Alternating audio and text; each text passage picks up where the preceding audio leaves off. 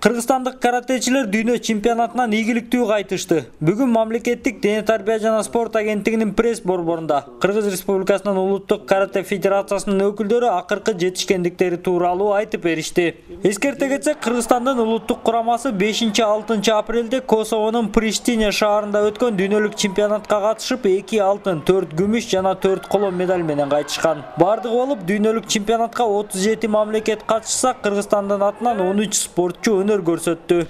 Мына мен федерациянын президенти катары, машыктыруучусу катары ошо ветерандар арасында да болгон мелдешке өзүм да катышып, алтын медалга ээ болдум. Бул дагы Кыргызстан тарыхында бул ветерандар арасында болгон мелдеште бул чоң жаңылык болду да.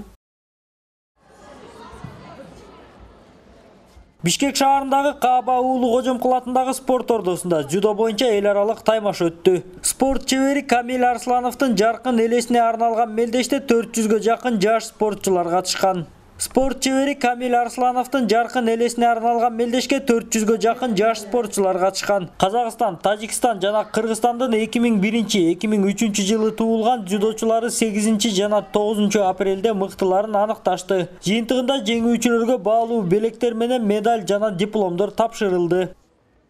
Жаңылыктар мамлекеттик дене тарбия жана спорт агенттигинин базасында топтолду.